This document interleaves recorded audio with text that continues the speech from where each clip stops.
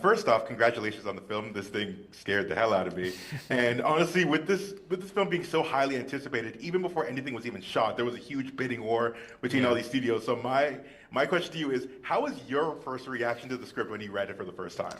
I read it and I just was told about it and sent it. I hadn't even seen Barbarian, and I read it and I was like, by the middle of the maybe 10 pages in, I was like, I think this is one of the best scripts I've ever read. And I think that comes out of the fact that Zach is writing from a very personal place, even though the events of the movie are not things that have happened to him, obviously. They are coming from a very deep and emotional place, and you can just feel that. It just resonates in a different, it kind of, there's a magic to it that you can't put your finger on, but you can really feel that when you read it. Yeah, awesome. Second question is, when you were developing the character of Paul, was it entirely like what was on the page was on the page, or were you given freedom to experiment at all with like aspects of his personality?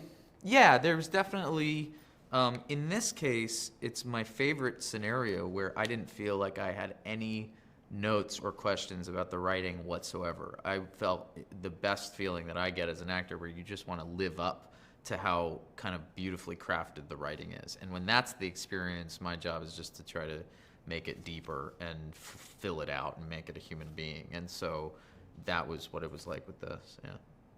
Nice. And what was, because your role was very physical, especially like in that third act, what was the training like at all?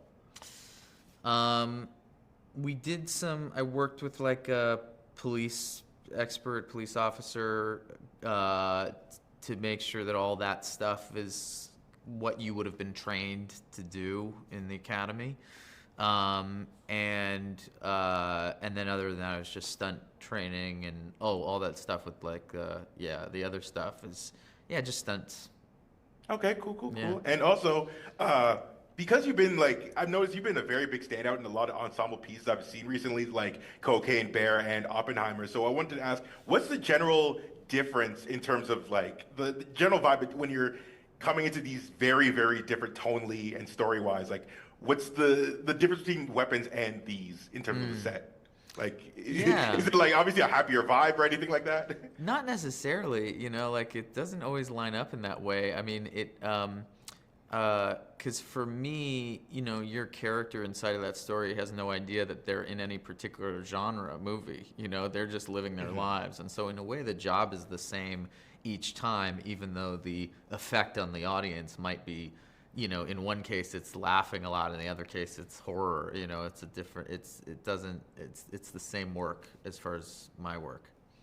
Okay, gotcha, gotcha. And that's pretty much all, generally, all the questions that I had for you today. Just Okay. again, thank you so much. Of Thank you course. for your time. And again, I love the movie. I'm excited to see it again with a huge audience Oh, because good. the directions that movie takes, Yeah. it's wild. So yes, thank you so much. Thank you.